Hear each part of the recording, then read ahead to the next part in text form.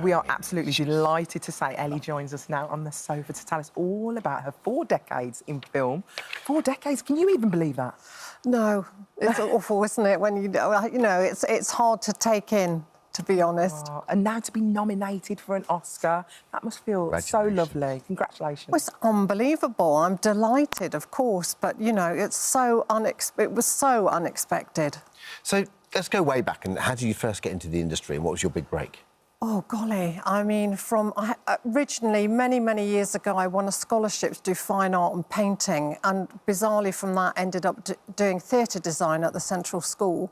And, you know, we were affiliated with all the West End theatres that went out and, you know, assisted people. And then one day, desperate for work after a brief stint of trying to temp and not being able to read shorthand back, I got offered a little job on a film called Buster, which was Phil Collins. Yeah. And there were 2 positions offered, the art department. Yeah. I said, what's that? Because obviously I only knew about theatre. And the production office. So I thought, well, if I go into the production office, I can dip into every department and see how it works and what I'd like to do and eventually, you know, what direction I want to go in. Yeah. So I was, for my sins, a production runner once only. Nearly killed me. Yeah, I bet. It's a hard work, isn't it? People don't realise how hard it is. Well, back in those days, there wasn't such thing as hours. You had to be the first one there with the keys and the last one to leave. Yeah. But what an apprenticeship at the same time. Well, discipline. Yeah. You know. So I was very lucky to have that. And you cut your teeth that way. Yeah. Absolutely. Would you watch films with an eye where you're enjoying the film, or do you watch films and think, oh, I would have done that better? I struggle, in all honesty, to watch any film if I know who has decorated it. And, you know, obviously it's a psychological thing. If I don't know the decorator, I can sit and watch it happily, you know, and enjoy it. But, you know, it's an insecurity, I think. You're constantly second-guessing whether you could have done it like that or successfully pulled it off or not. Yeah. So can you explain what set decoration is? It's within production design, I suppose, is it? We used to be under the production design umbrella. I would very much like it if we were, you know, heavily in that position again. We have been separated slightly in recent years, where it's now 2 departments. You have the art department and set decoration. The art department, obviously, do the structure of the build, or the 4 walls, you know, engineering, installations, the fenestration, windows, doors, all that sort of thing. She's totally judging our set, by the way. Yes, I've given it a once-over. Do you like our set? Because we've got some fantastic set designers here. Yes, delightful. Yes, lovely. I mean, you know, I haven't looked behind me yet, but I'll have a quick look on the way out. Have a little look. Yeah. We just saw some pictures of Napoleon, which was so, so lovely. Is it about who you know rather than what you know? No, it's about who you know is only going to employ you if you know. Yes. And you know, I've been blessed to work with people of a certain age and professionalism that really do only employ people they trust to get on with it without being guided, and to stand shoulder to shoulder when things get tricky, and to be able to brainstorm at high speed and troubleshoot. So, you know, you're allowed to get on with your métier without too much interference, because you're there, because they trust you and they trust the longevity of your career and your experience. And that's great, but having said that, most of the people I work with go at extreme high speed. Really? Yes. They want things hit there and then?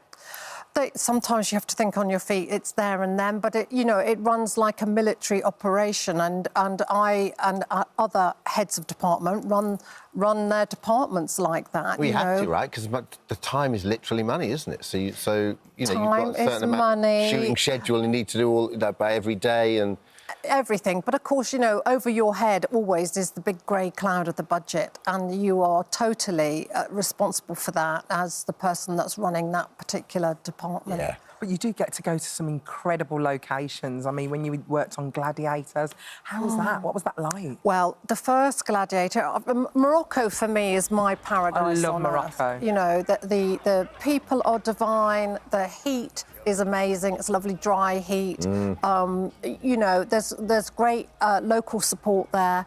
Incredible skilled craftsmen. And it, you know, it is one of my favourite places on earth, I have to say. This is one of your scenes, right? You designed all of it. So we're seeing now. This is the gosh, Gladiator 1, the training school.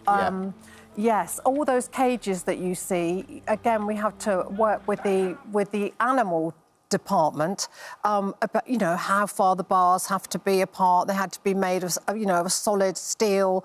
You know. Are you out there with the wrecking as well before you? Yes. You'll be looking at the location and so yes, forth. absolutely. Oh my gosh, it was so long ago now, but yes, and the art department out there was Spanish. So you know, you meet the most amazing people, the most unexpected characters. That you know, I remember their paint department particularly, astonishingly talented and inventive. Yes, yes, incredible. And you got, is it Gladiator 2 you have as well? I've just done Gladiator 2. Is that for those who are about to die? Is that what it's called?